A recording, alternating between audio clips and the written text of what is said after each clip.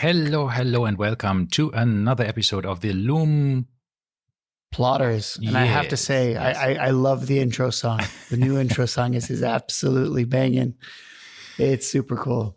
All right. So everybody give Ralph a round of applause for that one. Because I don't know, every time I listen to it now, we've used it 3 times. And I have to say it's fantastic. It's magical. Yes. It's a little remix of the second one, I guess we did. And of course, all the praise goes to Tanya, who actually did this. I found her on Fiverr, and she created that jingle for us. So shout out. Fiverr is like a platform for those that don't know, that where you can get people to make you different types of services, basically IT and other types of services, exactly. Musical, artwork, graphic design. Everything. They can do everything for you. It's really cool. So there's a lot of things that Fiverr offers. And while if you want quality, it's not necessarily a Fiverr. It used to be a Fiverr. Well, it could be, because Etsy used to. It's literally Etsy for services, right? Mm-hmm.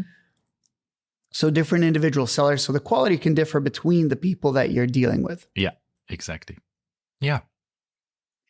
So, what happened since we last recorded, Martin? Well, one thing did happen. Should we go, what are you wearing first, or should we talk about? That's kind of what I'm going to get into. Yeah. Okay. So, my family and I, actually, let's go back a few. For some of the listeners, they might remember when Tudor released the Black Bay 54. On paper, it sounded like a watch that I really, really wanted. Mm-hmm. And I was between buying 2 watches. I wanted a Cartier Santos in the medium size, which I have since acquired. And I had also wanted the Black Bay 54. So as fate would have it, I bought I was allocated one of if not the first one, I believe it was the first Black Bay 54 in a lane in Abu Dhabi. And I went and I picked it up, and the AD gave me a really good price, a really good discount. Mm-hmm. But this had come the day after, literally the day after I had just bought the Cartier Santos. Therefore, I felt, a little bit overextended. I felt a little pinch of, do I really need 2 watches? Do I want to drop the money for both of these watches at the same time? And I think that this clouded my judgment on the Black Bay 54 at the time, because I was so in love with the Cartier Santos, and I'm sure all of us can kind of associate with this. You buy a watch, you truly love it, and then for like a month or even longer, right, you say, why do I need any other watch? This watch does everything for me, right?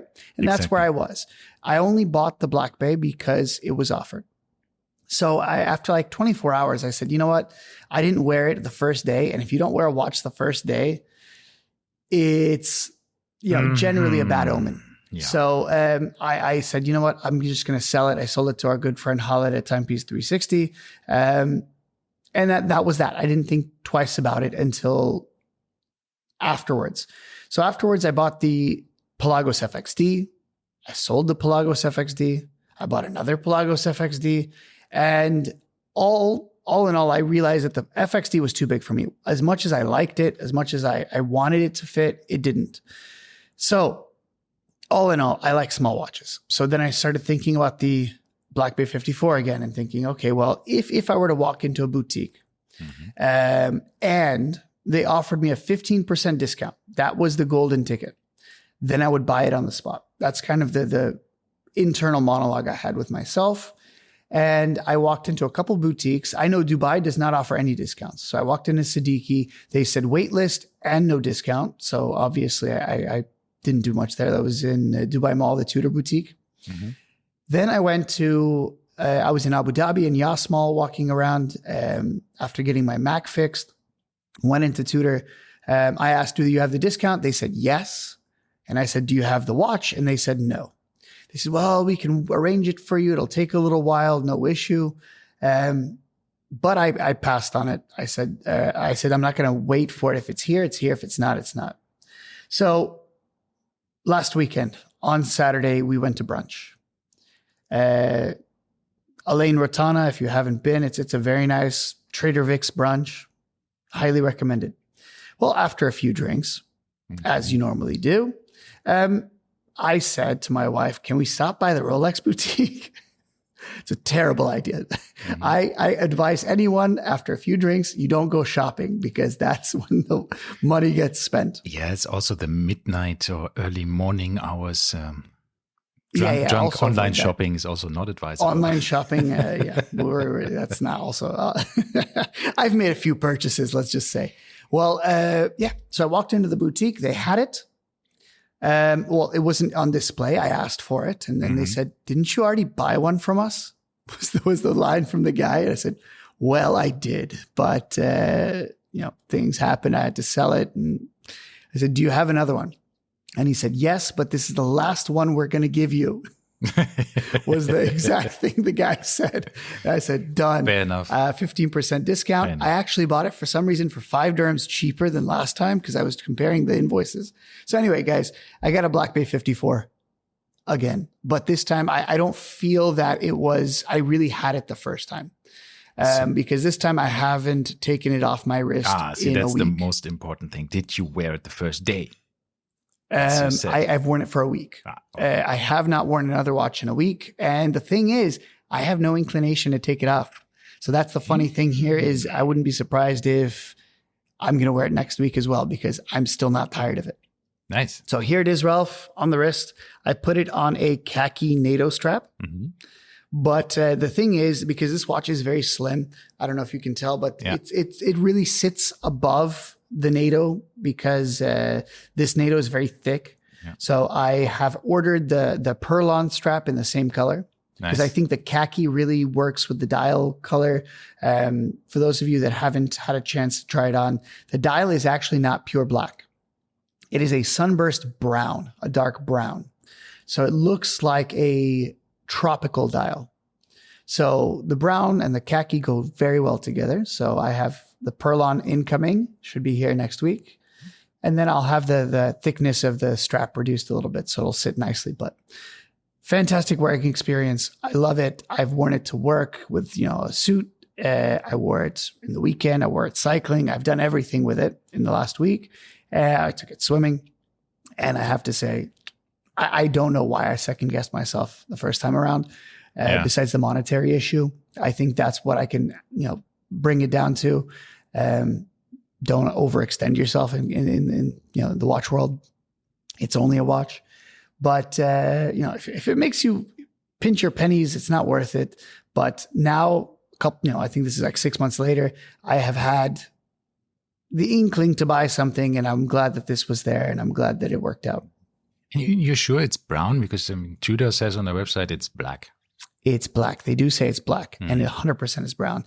Watch some videos on it on YouTube, and some people disagree. They say it's either gray or brown. Okay, but it's sunburst gray or sunburst brown.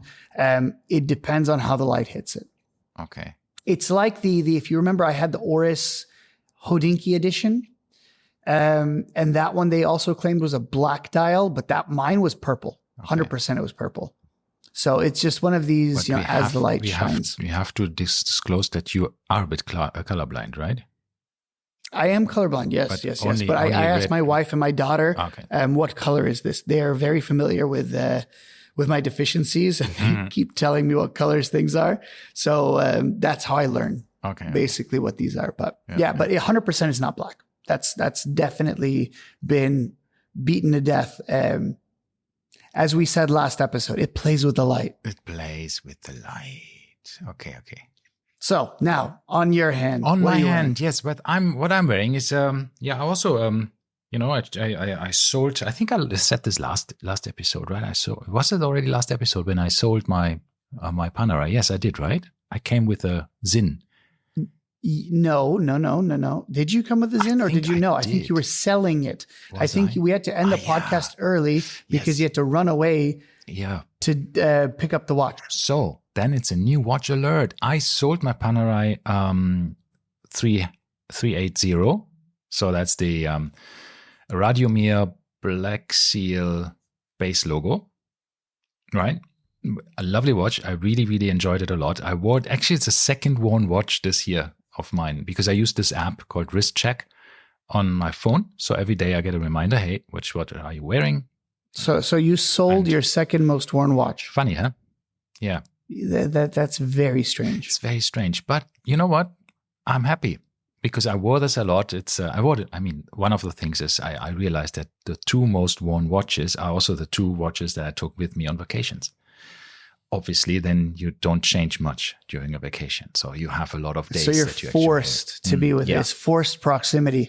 Yeah. And so I wore this, I think, 16 days this year. And this was my most, this was my most worn watch, which is also surprising because, of course, I sometimes forget to use this app and say what I wore. No, I wanted to use this app, but the problem is I switch watches sometimes 3 times a day, and the app doesn't take into consideration multiple watches. So, for instance, I wear a JLC to work. I come home and I put on that doesn't do that. No, it's you have to decide what you wore that day because that's already for a lot of people, weird that we are changing watches daily, but anyhow, how multiple dare them times. think that? So what I'm wearing today is my new acquisition. I did a trade-in with a fellow watch lover, and a fellow watch lover who we've both dealt with, I should say. Yeah. He's the one that bought my Oris. Yeah. Buyer as well. I also sold 2 or 3 watches to him already. So this is the Zin U50. I put it on this Artem sailcloth strap for the moment. It's made of submarine steel. It's 11 millimeters thick, 41 millimeters diameter, and it has a water resistance rating of 500 meters. With 11 millimeter thickness. Yes, it's amazing. It's really, That's really cool. Ridiculous. Yeah. It's thinner than a Submariner, and it's 200 additional meters of water resistance. And just to put into perspective, the Black Bay 54 is 200 meters only. Mm-hmm. Also 11 millimeters thick. Yeah. And people were saying, wow, how can you have such high water resistance for such thinness? And you come in here with 500 meters at the same thickness. Yeah. Ridiculous. It's pretty nice. It has a Sellita SW300. So it's an ETA 2892 clone. Very nice movement in it. It has a date, but the date window is, or the date disc is black. And it has this nice red accents on it.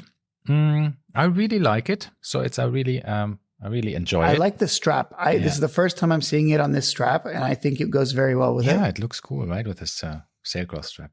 What's the lug width? 20? 20, yeah. 22? And it has drilled holes. 20. So it's drilled holes, fantastic. So easy More people to change. Listen up, Swatch Group specifically, because they don't make any of these, but drilled lug holes are fantastic. Absolutely. If my Omega Speedmaster had those, chef's kiss.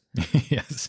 Because that's the one I change the straps the most on. Yeah, it's true. It's really annoying for people who really love to change straps if you don't have an easy way to do this, especially when it's, bracelets and stuff are notoriously complicated sometimes. If you have the right tools. I don't have too much issue with.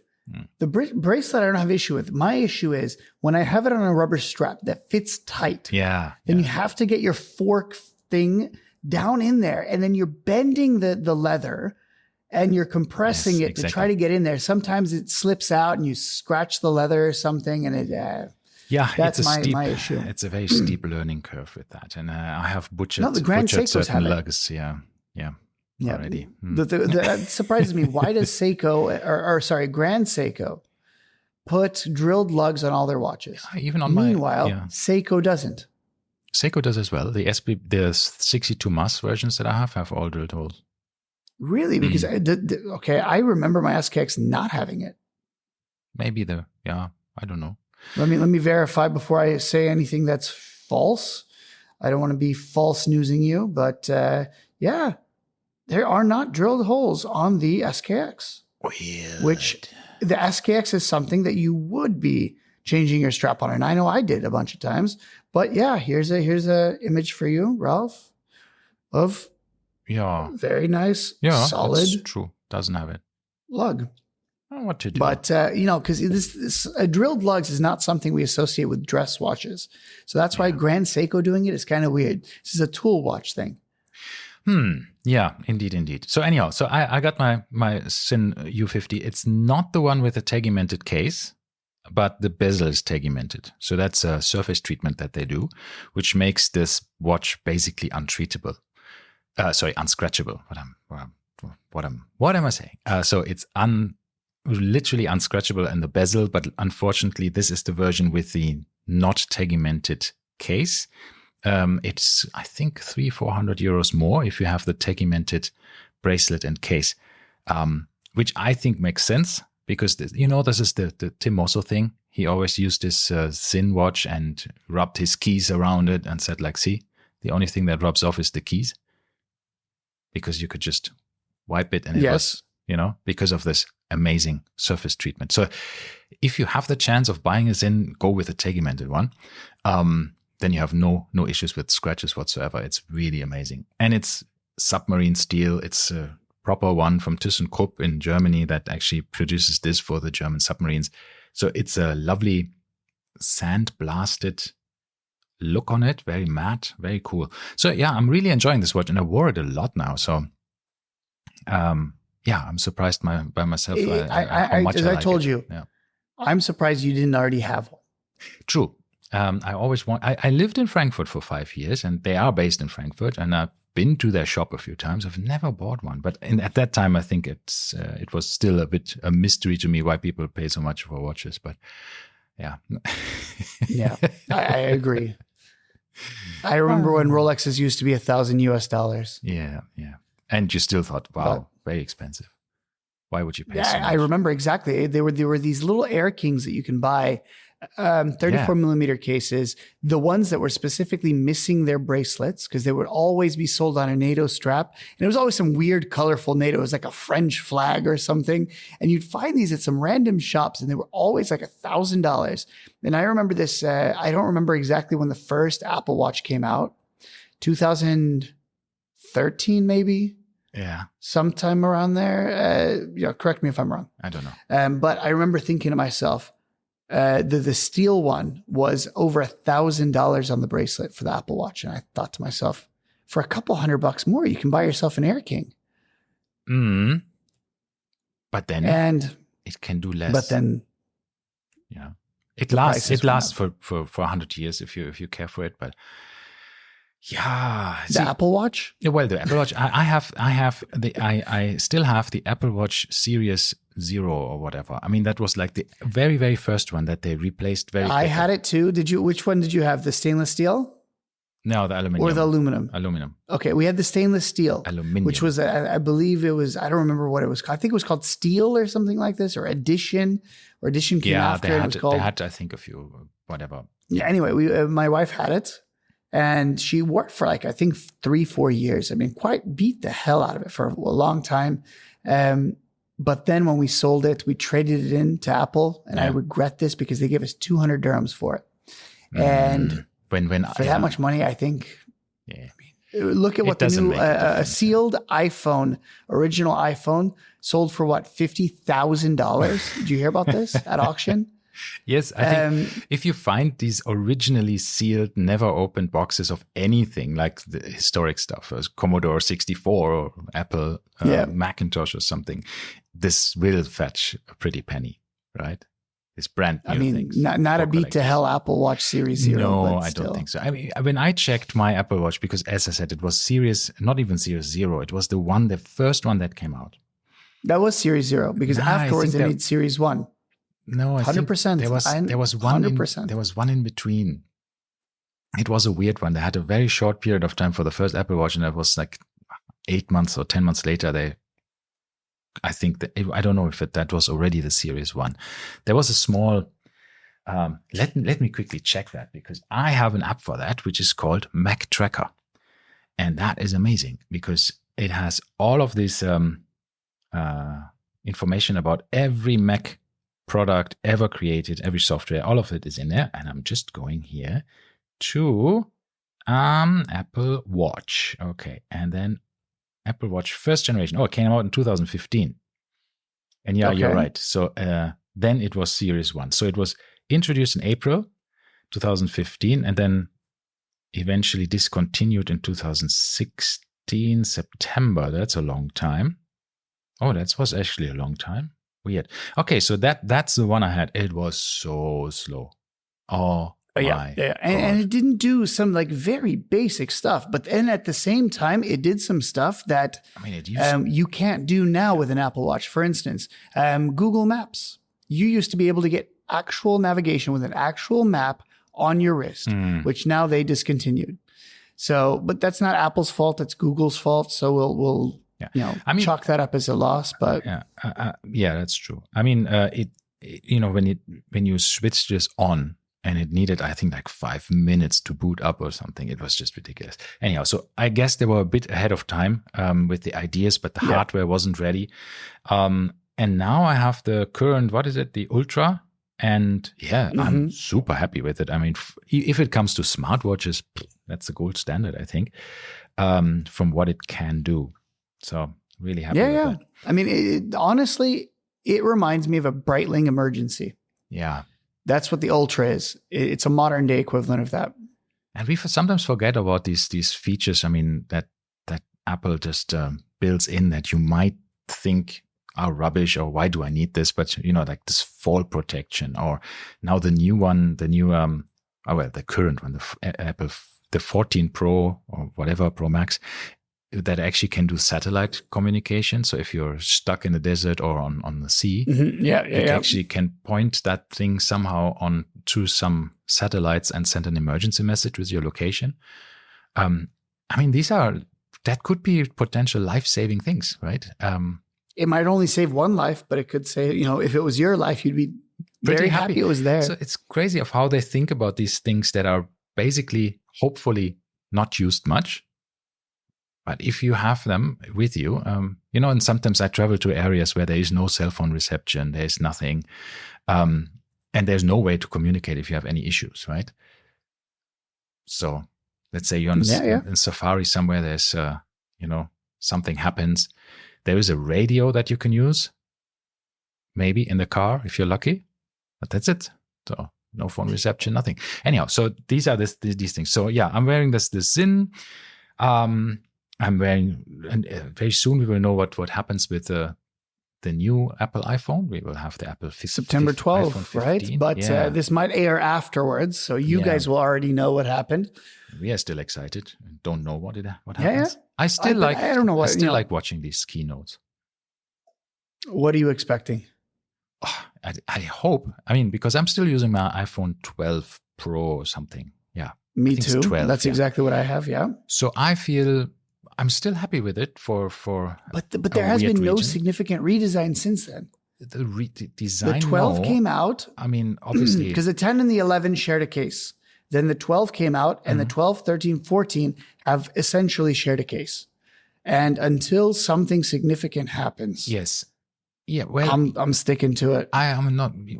I mean, if you compare the photo quality now to a 14 Pro, there's a significant difference. But is it enough to upgrade? Just because most of the stuff that actually happens is the camera. But once again, my wife is always saying this camera. I bought her the Fujifilm X100. And that thing kills any phone, anywhere, anytime. It's such a small little compact camera. I know. Yet the sensor on it and the lens are fantastic. I know, but in good light, and I must always say that. I mean, even I have now the Sony A9 and all of this stuff. Really fantastic pro camera. But in good light, and if you don't need to zoom or anything, if you have the lenses that are inside, it's amazing of what phone cameras can do nowadays.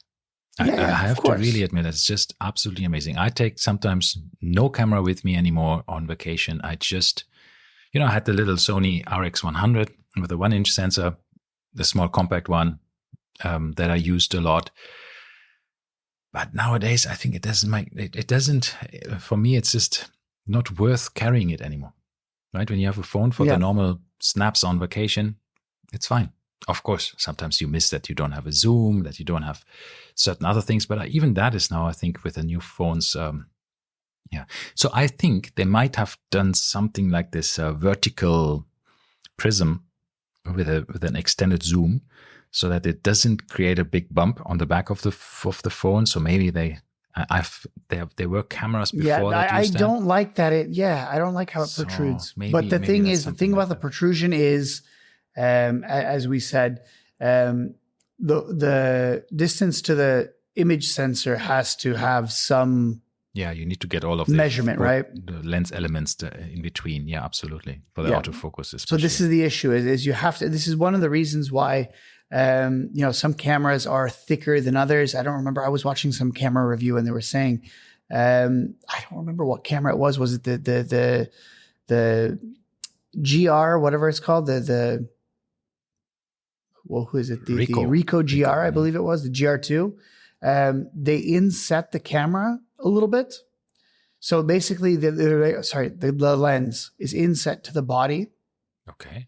Because they were able to reduce the distance between the the lens and the image sensor. Okay. So it's very difficult to play with these ratios. For sure. I mean, apparently. Yeah. So yeah. Well, what to do? There we go. I mean, that's. I'm not expecting much because I've really absolutely no idea. I haven't looked at the rumors. I don't know what's coming. I guess the camera will be. They said bigger. Floating island on everything. On all of the cheaper iPhones as well, they're going to get the floating island. That does nothing for me. I was not one of the people that was particularly bothered by the notch. I'd like there to be no notch. The floating island for me is still a notch. So until they do away with that, it's nothing. And to spend another $1,000, 4,000 dirhams plus for a new phone is just it gives me shivers. Yeah, this is the thing when I recently bought a new MacBook and these kind of things. When you think, well, compared to an iPhone, it's actually quite affordable. Exactly. Yeah, I was thinking the same thing. Right now, you can buy so I was looking at the 14-inch MacBook Pro, and their starting price is 8,000 dirhams. But on Amazon right now, you can go up to the mid-spec 16-inch for 8,000 dirhams. Which is a fairly sizable discount. That's like 3,000 dirhams off. That's 11,000 dirham computer for 8. Not bad. So, but I just ended up taking my laptop, my old 2017, it turns out, MacBook Pro into Apple for a battery exchange. And because the way that the battery is built, they had to replace the top case, which included the battery as well as I think a few other things. And because it was a battery replacement, they charged me only for the battery. So I paid 900 dirhams and I got a whole new top case on the So basically you have a full new MacBook except the screen, more or less. Not entirely, because apparently they didn't replace a few of the, the processor stayed the same and a few other things stayed the same, but so the main board is still separate. The main board is still separate. Okay. But that's the one thing that didn't get changed. Because so I got a new trackpad, a new keyboard, a new bottom case. Because that's all one piece. But it is. And then the top side that you said I didn't have a new screen, that was last year. And there was a recall on my specific MacBook because apparently the cable that they used that connected the display to the keyboard, when it was opening and closing, it would fray over time. And it would just break. So they issued a recall, and the recall stated you would get an entirely new display and the back metal panel for the display and the glass. So now over a year, I have a brand new computer. Yes. Yeah, I have had a couple of recalls, a couple of warranty exchanges, even after the official warranty is way over, right? So it's actually, so far I had very, very nice experiences with the Apple support. It can be sometimes a bit of a hit and miss, but I had only hits so far. So knocking on wood, I hope it stays like that. I have to agree. I honestly, I've been an Apple customer since 2008. I believe I bought my first Mac. I was one of the few that bought a Mac before an iPhone, but I bought a MacBook Air when it was released. Yeah. If you remember the Steve Jobs, when he pulled it out of the manila envelope. Yes, I remember that. And that was the first Mac I had. And very nice. I bought it simply because it was beautiful. Yeah, it was just amazing to have something so small and with such a long battery life. It was really great at the time. But you know what? And it was a dual core processor and everything. I mean, it was a very ahead of its time. My first MacBook I got as a as an accident in was it 2000 or 2001?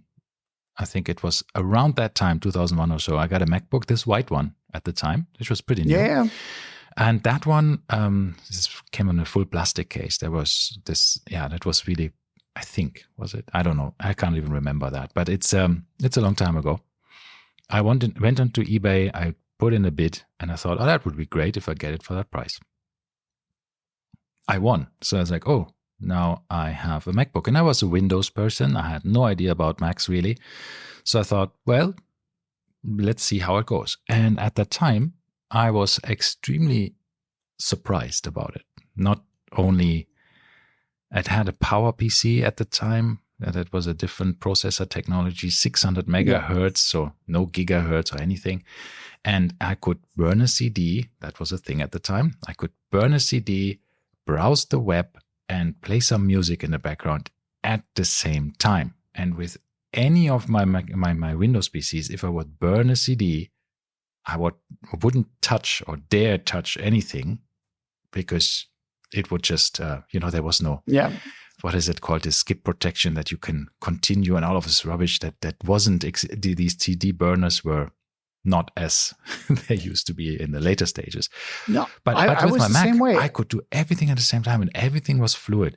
Everything just got a bit slower, but not unusable, right? With Windows, that was always like this multitasking was such a good experience and so reliable, and the battery life. All the touch points were so nice on it, right? Everything you press, you touch, it was awesome. And the thing that the MagSafe chargers, where it would just click in.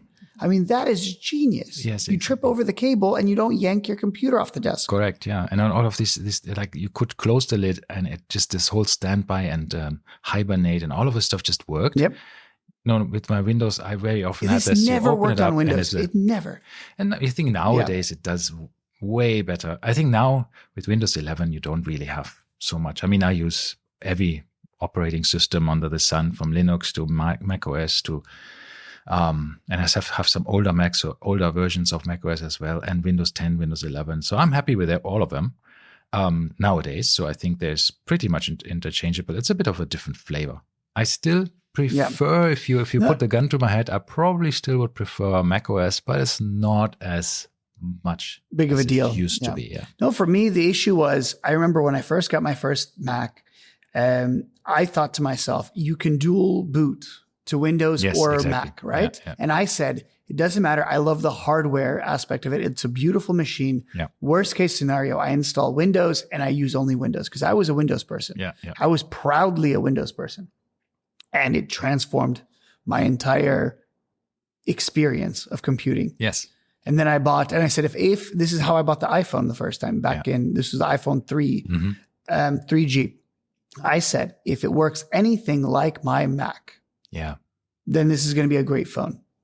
And also, I think the first time you use a Mac, I mean, even back then, you used the trackpad. Yeah. Compared to a Windows trackpad at that time, even the best ones you had. So transformative. You actually use the trackpad and you enjoy it. It's not just like, why does it not? Well, I'm sitting here on my desktop and look what I have. Yeah. Apple sells a trackpad for the desktops. Yeah, and this is the old one. You don't have to use a mouse. The old this is the old one with the AA batteries, yes. I have that too. Yeah. I love that. I have to get the new one. This wedge style one. That's also the wedge style. Yeah. But I have the matching keyboard. So yes, so sweet. So yes, excuse me. No, I was thinking I should upgrade the peripherals as well, but I don't want to pay 500 dirhams for a lightning port charging. We are comparing and also how it charges, right? Oh, you have to flip it upside down. You can't use it while charging. No, how you silly cannot. is that? And this one, I have the Eneloop rechargeable batteries, the AA's in it. And I have literally 100 of these batteries fully charged and ready to go. So I just pop them in, so I don't have any downtime, any charging time, essentially. So sometimes it's weird. By the way, this is a watch podcast, in case you were wondering. Oh yeah, so we are spending a lot of money for watches, but we are bickering about the 300 dirhams for a mouse. This is exactly what I was thinking. Yesterday, I was on eBay. So for those of you that don't remember, there was an article dating back a couple of months on Hodinkee. stating that Worn and Wound, which is one of their competitors, which is very nice that they linked to them, has uncovered in a military shop somewhere in the US, 40 unopened Hamilton khaki watches. These are the first generation of publicly issued Hamilton khakis, unused, unworn, new old stock, with box, papers, and an additional strap. Mm-hmm. And they were selling them for $599, and there was 40 of them. And I remember looking at it the morning this article came out, and they'd already sold out. Why? So I was like, rats, I missed it. So yesterday I was on eBay, and one of these watches, one of these 40 popped up on eBay. And I emailed the guy, I messaged the guy, because I was really thinking about, should I buy this? Once again, this is about 2,000 dirhams, right? The guy was very nice. He listed it for the exact price that he bought it for. So $599, free shipping. So you have to do the Airmex shop and ship with eBay, but we're talking 2,000 dirhams here for a watch that I might wear once a month, which is roughly half the price of an iPhone that I would use every single day. But I'm okay with spending it on this watch as opposed to buying a new iPhone for some reason, right? Which does not make any sense. Yeah, I think yeah, exactly. This is sometimes where you think, the different standards. Different standards. And these are especially like your personal computer, your iPad, your iPhone, or any phone, mobile phone. That's how you spend hours every day using it or holding it or doing things with it. Mm-hmm. So yeah, that's why in the end we end up buying these expensive things, because they are worthwhile. I use for work, I use an Android phone, a Samsung Galaxy A53 or something. I mean, literally 600 dirhams. And it's not bad. I would be a bit annoyed if it's my full phone for everything, because it's a very, very budget. You still device. have the iPhone on the side, yeah? Yeah, but I use it for work, and for work it does everything I need, right? It's all the Microsoft apps are on it, all of my secure stuff. Happy. So yep. Yeah, so you don't have to spend that much actually to do. No, most you don't. Of You the don't. things. But ultimately, I like. So this is the reason I don't buy a regular iPhone and I go for the Pro, is because I like the stainless steel. Mm-hmm. I don't like aluminum. Aluminum is too light in my hands. I want my phone to feel like a watch, right? You want it to be a heavy duty piece of machinery. And this is one of the things that they have in common with watches. You pick up a Submariner and you're like, wow, this is a proper hunking piece of metal, as opposed to a Moonswatch, which is a light piece of plastic, right? There's a difference. Yeah, weight, even if you don't know what it is. Weight gives always the feeling of quality. On the other hand, you can also argue that it's the machining and the tolerances that you feel when you pick up a Rolex or a Rolex bracelet and you feel like, wow, this is like built like a tank, right? Everything fits. Mm-hmm. Everything clicks in place properly. There is no wiggle room in the newer Rolexes, for example. And if you pick up a watch that is equally well built for lower prices, you are very impressed, right? You think, wow, this is cool. Like the Christopher Wards or something like that, where we have really, really good bracelets that are made in the same factory as Tudor, right? And all of these things where you think, whoa, these are really, really good things for a lower price, very well made, unless you go into titanium. By the way, I was recently chatting with a friend. Do we have actually ever seen the new Rolex Titanium Yachtmaster in real life? I've never seen one, no. Me neither. No. Apparently, some people already have it, but I haven't seen it in the wild. I haven't seen it in the shop. Some people also have a Sprite. I haven't seen one of those either. Did I see it in person, the Sprite? I don't think I've so. never Only seen one in the chats, but I think 3 people in our watch group have one now. Yeah, so I'm sure those are the same people with the Yachtmaster as well. No, it's actually real people. No, you know what? Yeah, that's what I'm saying is there's real people with Yachtmasters. Of course there are. It's just we as peasants haven't seen one yet. Okay. So talking about Rolex. So back to, hold on. Before we go to Rolex, I do want to mention, if anyone is interested in this, if it's still available by the time this podcast airs, go buy that hood, the Hamilton khaki. It's super cool. I don't want to buy it because I just bought the Tudor, but somebody go buy it because it's a good deal and it's a fantastic watch. And it's a brand new watch from the 80s. See, we are not You'll asking. never have this opportunity. We're not asking you for much, but go and buy this watch to Yes. end Martin's. And I think you'll love it. End Martin's misery, because if nobody buys until it, it's purchased, he will still be. It's going to be me. Yeah, having sleepless nights. As Justin Timberlake said, it's going to be me. Right? Yeah. So I think, for me, it's what? How big is it? 33 millimeters. 33 millimeters with a lug width of 18 and a lug to lug of 40. Ooh, it's minuscule. Yeah, it's a small watch. But that's what they were doing in the 80s. Yeah, I know cool. that was the normal size, 34 and also the coolest thing about it, by the way, because it is a military spec watch, it does have the spring bars are welded shut. So they're welded in.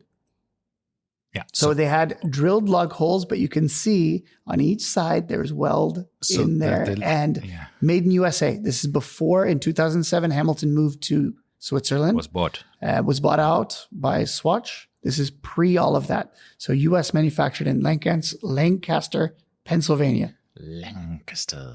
Okay, so talking about Hamilton, we are talking about, before that we talked about Rolex. And so what happened? And we have to address it. It happened, of course, when you hear this episode, it's happened even longer. It's a few weeks ago now, or 2 weeks ago. I don't know when it happened exactly. For us, it was 2 weeks ago. This week, right? No, was it only 1 week? Yeah, it was this week. Right. It was 1 week. Okay. Yeah. So because you told me on Monday, and I said on Friday we'll discuss it. Okay. Yeah. Today's a Friday for us recording, but okay. So basically, what happened? We all know it by now. Rolex bought the retailer Bucherer, and Bucherer is a Swiss. It's a company that's based in Switzerland. The Bucherer family has run this company. Their owner, the current owner, also a Bucherer, Jörg Bucherer. He is 90-something years old. Or so, I think, 83, 93. He's for old. Those of you that don't know Bucherer, you might know Wempe or a few of these other retailers in the US that Vempa. German. We have, what do we have in the US? Tourneau. Tourneau. Yes, so Bucherer bought Tourneau. Yeah, yes. Exactly. Tourneau is owned by Bucherer, and they are rebranding most of the Tourneau stores into Bucherer stores. So they have about, anyhow, so Jörg Bucherer is 93 years old, has no heirs. To this, it will not go into the family, into anybody from his family, because he has no children. So that means he's probably looking for a purchaser for his company.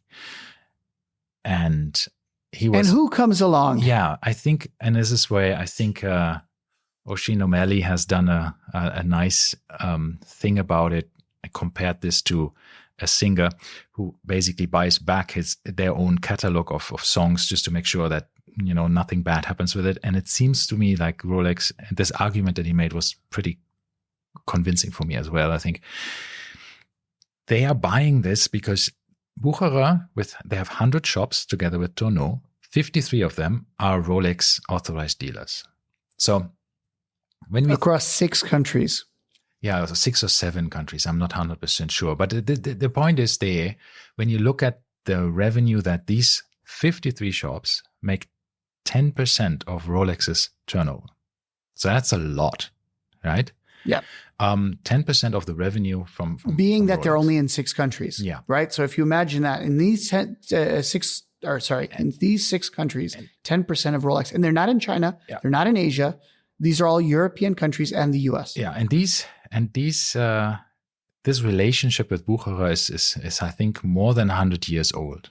So they both had a very close relationship. They started selling Rolex before Rolex even had the Oyster case, right? So they have had a relationship for really more than 100 years. This is and these guys from Bucherer, they have direct access or had direct access to Hans Wilsdorf. They were friends basically.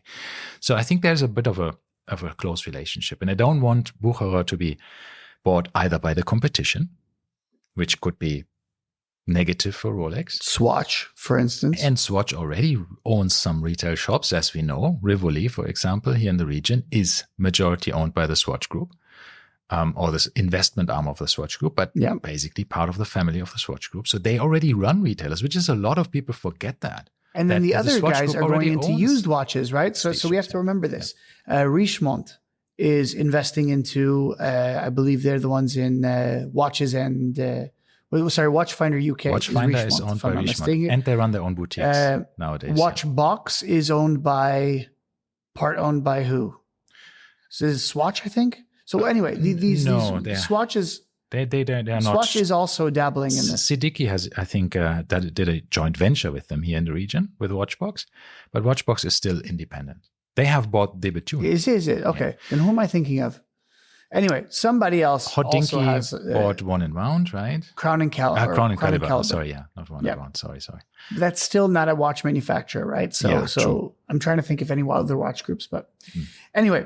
Yeah, what I'm saying is when I think they are actually Bucherer, they're just protecting that, and they're saying it will run as a separate company. We own it, but nothing changes. They have Watches of Switzerland stock has tanked 25% when the news came out, because everybody thought, okay, Watches of Switzerland now will get as a company that depends on Rolex, 50% of their revenue is made with Rolex watches.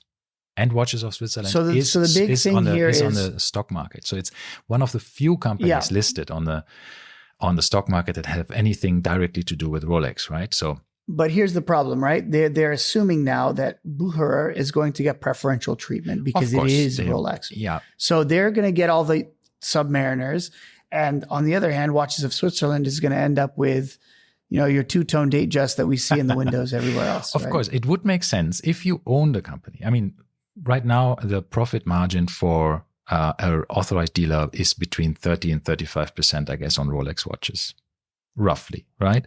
But now that's going back to them. And now, and Bucherer was the company that had multiple thousands of CPO, certified pre-owned watches. Mm-hmm, so they are they were the first ones to do it. Yeah, first ones to do it, and they have the most listed. So that seems there's also a bit of a relationship there that now they can actually sell everything. They can sell in-house Rolex used watches or pre-owned watches, certified pre-owned watches. They can do, of course, then get the entire revenue from selling watches.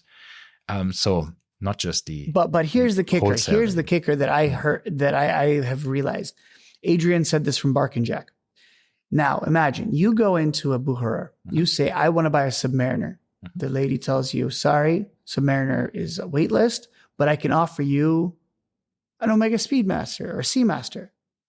And they're making money from that as well. Rolex is now directly profiting from Swatch Group and everyone else's watches. And that's remarkable. That's remarkable. I think you're right. And I think that we might see, I mean, there's rumors already that IWC is not continuing to be sold at Bucherer.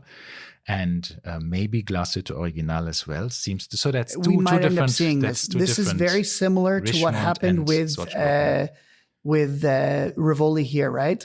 Rivoli had a number of Richemont brands. Correct.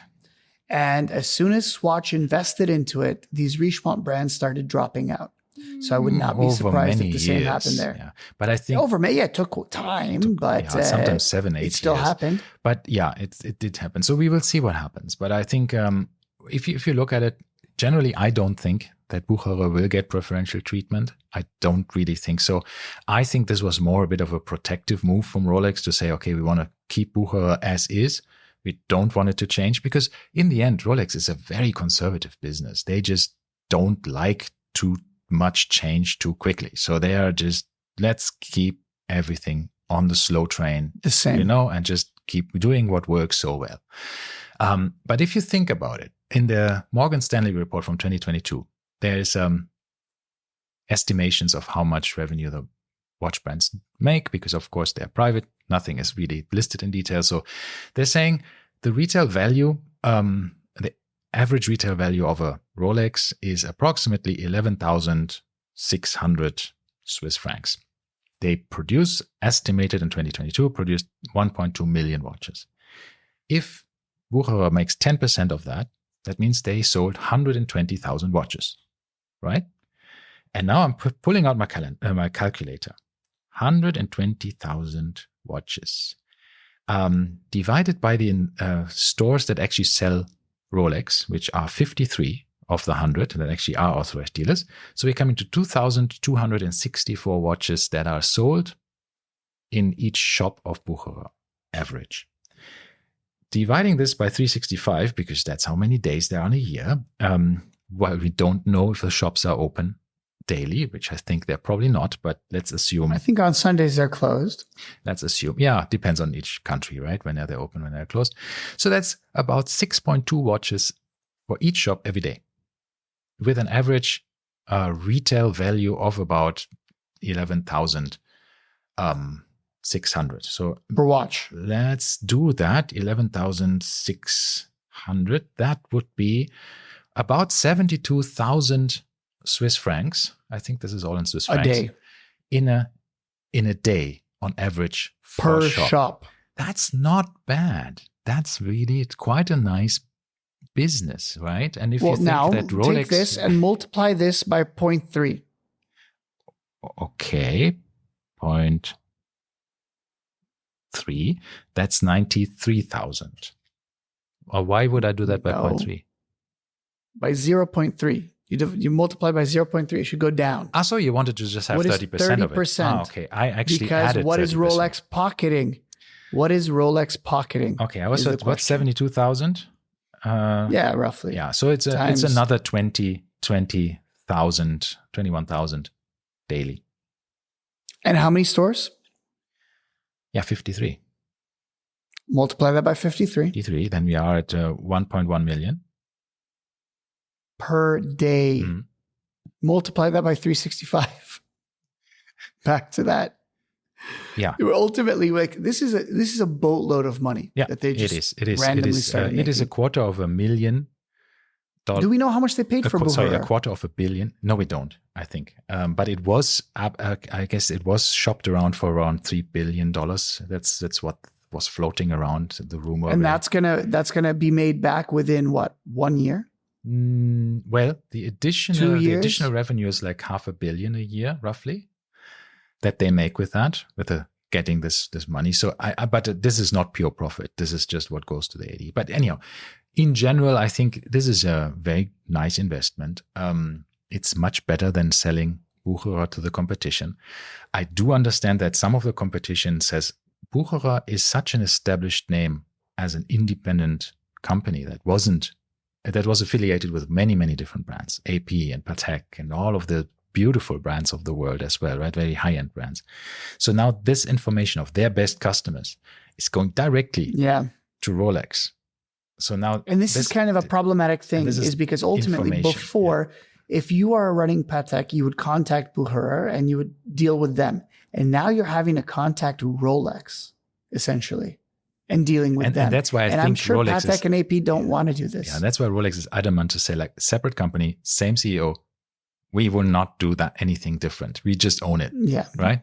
Quote unquote. For now. But now, what does this remind you of, by the way? I just want to point out, we were talking about Apple for a while, and this is very similar to how Apple run their stores. Yeah, vertical integration. All the Apple stores, they don't do franchising. They're all owned in-house. Well, you have authorized dealers for Apple. You have authorized dealers, but the actual Apple stores are all owned by Apple. Mm-hmm. And this was the big deal, because when Apple was coming to UAE, Yas Mall was the first one.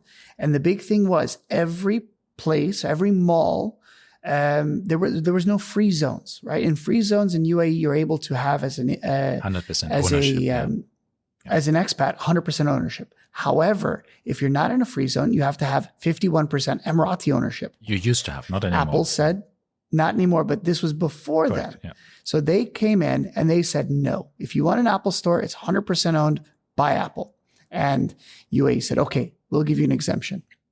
And that's how Yas Mall Apple Store came to be. Yeah, and that's how exactly. And that's how more and more of these bigger companies are building their own brand boutiques now in the country, because they are allowed now with this new rule that they can have 100% ownership on these things, which is, I think, no, it's cool, but it's good. It's progress. It's very similar to kind of what Rolex wants. They want to buy their own stores, essentially. Yes, and I'm not so sure if they could have done that already for a long time, like IP runs only their own boutiques, right?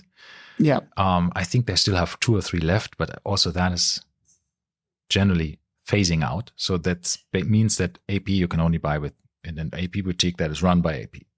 So I guess I think this is the biggest change that you might see is that all the other competitors for Rolex haven't read Douglas Adams' Hitchhiker's Guide to the Galaxy, then they would know that they should not panic. Yeah, don't panic. Don't panic is written on the Hitchhiker's Guide. Hold on to your towel. In nice and friendly letters. So that's I think the point. I think we see other watch companies just thinking, oh my God, getting panic attacks and thinking we need to do something as well. We need to get our own distributor retail network and we should own them. And that's why I think we could see some weird things happening. But I don't think Rolex, with their glacial pace that they usually have to change things, there will be much happening in the foreseeable future of, like, let's say, in the next 3-5 years or so. I don't think there will be a big things to see. But we will see what happens with the other ones. So Richemont Group, well, they are big if you consider everything together. Swatch Group as well. Let's see if there is some kind of, or LVMH could start doing other things as well there. Yeah, it's very interesting. I mean, this is unprecedented waters at this point, right? We have no idea what's going to happen from it. Exactly. But it's going to be interesting to watch. And I think there's a couple of online stores that have already done that. And some companies who worked very well with this, they said, we as a company need to have an online store, right? And of course, the retailers are saying, like, well, how can I compete with you if you are selling retail stuff directly to my customer in my region, right? And so they said, well, if we sell a watch with your zip code or your regional protection, we'll give you $3,000 whatever dollars for it or something like that. We just give you a certain amount of that revenue that goes to you because it's your region. So the online the retailers are saying, well, great, because I didn't do anything for it, I still get some money. Fair enough. However, they want to keep these authorized dealers happy, right? They say either you can actually deliver that watch, we ship it to you, and the people can pick it up there, right? So you build up a relationship with this customer as well. So interesting things you can do with this online. I think we'll see more of that, companies moving into that space. I mean, right now, Rolex shops are already delivery stations only, right? You can't go and buy anything there. You can. Sometimes, you can just request to be on a list. I think it's really changing. So, for instance, here in Elaine, especially, I've always mentioned that in Elaine we have much, much more selection. So, right now, as of yesterday, in Elaine, you can buy yourself a stainless steel Datejust. You can buy yourself those are ladies' size, I should say, though. You can buy yourself a Sea Dweller. Deep Sea, that's readily available. Yeah, I heard. Also, the Explorer 2. So a few of these big watches, they had a solid gold sub that was also available. But one of my favorite watches, I'm now absolutely in love with this.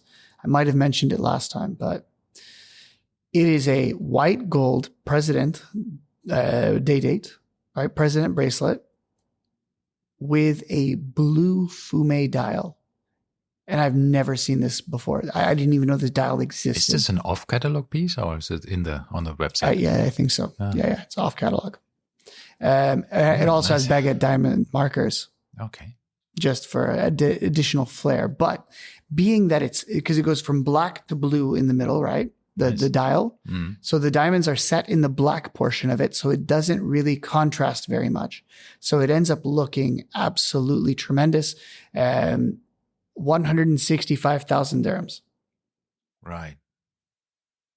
I mean, so you're paying 40K more for the diamonds and the Fume dial, essentially. Yeah, that's for me always the challenge when I know that diamonds in the dial, I'm just bit too much for me.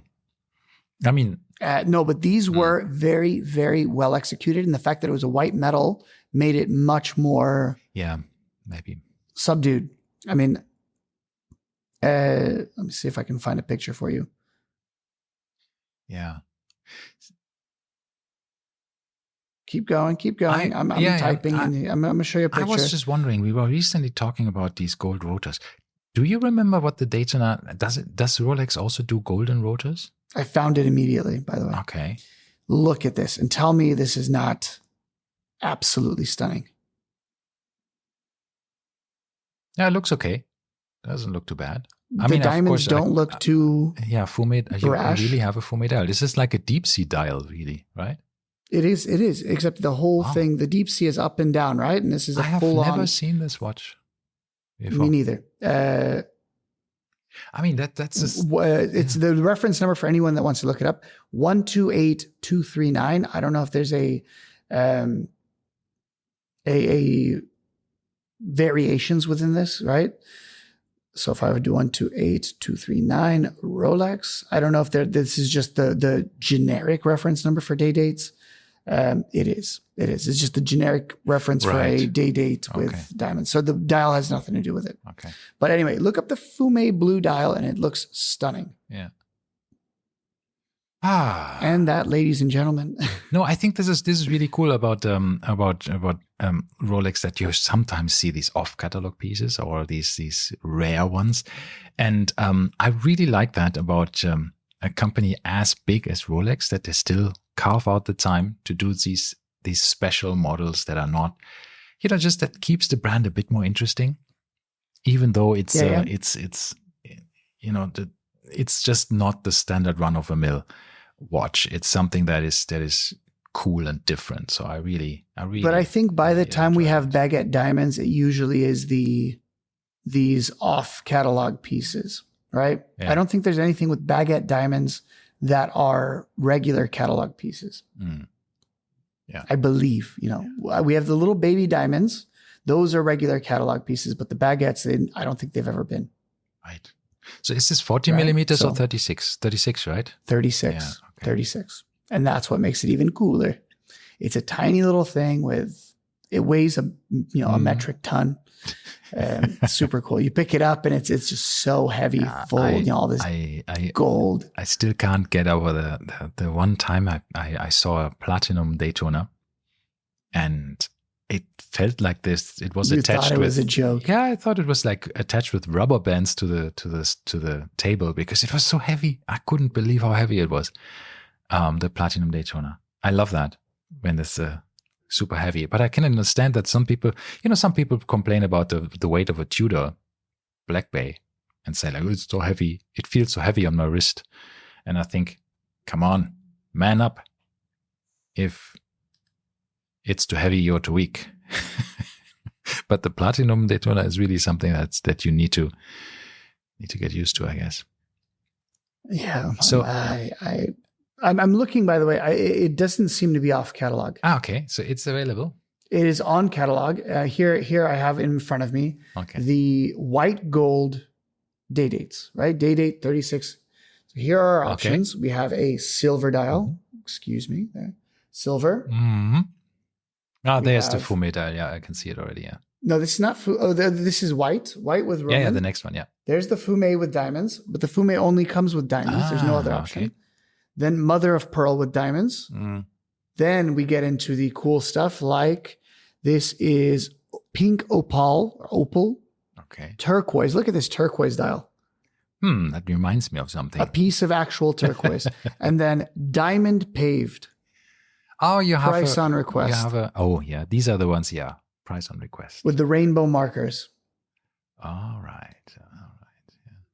Well, they still have the hidden clasp that you like so much, the Super Jubilee. They do, but I have my hidden. Should we call it the Super President? Super Jubilee, and this is the Super President. Actually, but did the President come with previously?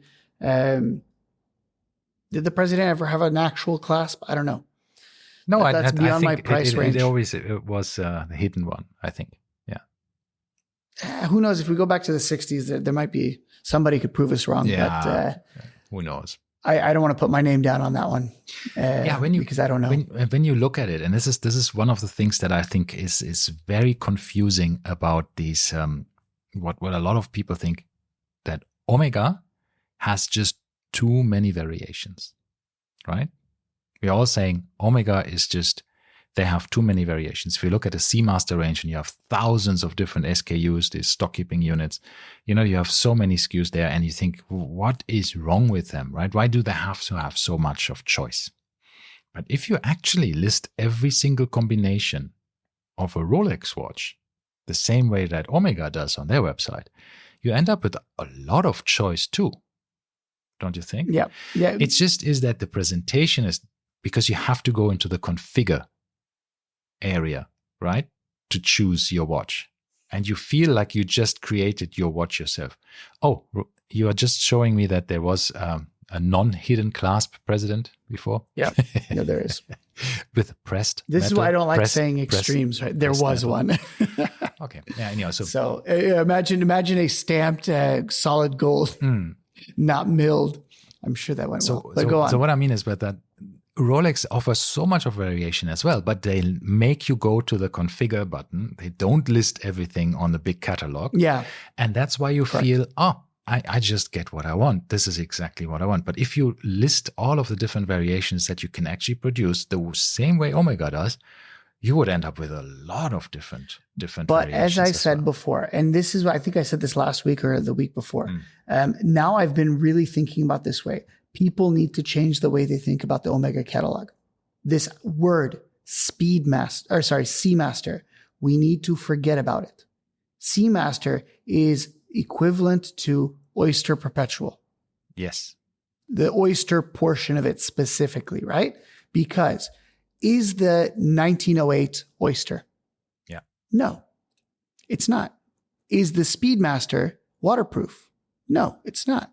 So this is how we start looking at it. If you look at it like, okay, the Seamaster, then we look at the Oyster Perpetual. The Seamaster is the original. Then we have variations upon that. We have the Explorer. We have this and this and this. They all say Oyster Perpetual on the dial. Yeah. But Rolex doesn't list them as Oyster Perpetual. But Omega does. Omega puts Seamaster, Seamaster Ploprof, Seamaster this, Seamaster that. So we need to stop thinking about Seamaster as a model name and start thinking about it as a function of waterproofness or water resistance. Yeah, I recently feel a bit, I don't know why, I feel a bit more drawn to Omega in the recent time, even though they have not necessarily produced anything new that I feel very exciting, but something makes me look at Omega way more than I used to for whatever reason. I still have my Seamaster 300, the two-tone, but the blue dial, which I love. But I'm looking at, I still never had a Speedmaster. I might want to buy one of these eventually. I really like the Ploprof. I love the Ploprof. But I have no idea how it looks on my wrist. I've never tried it. So yeah, that's the next thing. Because now they're like 50K, but I had an opportunity to buy one, I think for like 25, titanium one. And I didn't buy it. And I still think about it because it's not a watch you're going to wear every day, but it's a badass watch. Yeah, that's true. It's a super, it's the only watch that has, or no, is it, sorry. Was it Omega when the Ploprof that this had shark proof bracelet? Or was it Doxa? I don't know. I don't recall. I don't know either. But I think it was Omega. On the Ploprof, they claim that the bracelet, the Milanese mesh bracelet, is shark proof. Yes. It can withstand the bite of a shark. You have these chain shirts or the suits that shark divers use. They call it the shark. Oh wow. Yep. Yeah, if the links are hard enough and hardened enough, the steel, then shark teeth won't get through. So they say this on their. It'll still break your arm though, but they won't bite it off. They have this on the Planet Ocean as well. So it's the bracelet itself that is called shark proof. This is their actual Omega website. This is the Planet Ocean with the bracelet on it. And in the description, it reads, the unidirectional blah, blah, blah bezel on a quote unquote shark proof stainless steel bracelet. So they are referring to it as shark proof. If you find a shark that only bites your bracelet, you will be fine. Only that one portion of your wrist, you'll be fine. Very good. It's good and as we know, sharks don't have very many teeth, right? They're fairly concentrated in a small area. And sharks always want to know what time it is, and they have no place to fit a watch on. So that's why they So will now they have it in their mouth. Yeah. Exactly. Absolutely. They want to just have And a on good that bombshell. Yes. So anyway, guys, I think it's time for us to end. Yes. Thanks for listening, and follow us on our social medias at Lume Plotters. Subscribe, message us, etc. We'll respond. And don't panic. Don't panic. All righty. Bye-bye. See you next week. See you next week. Bye.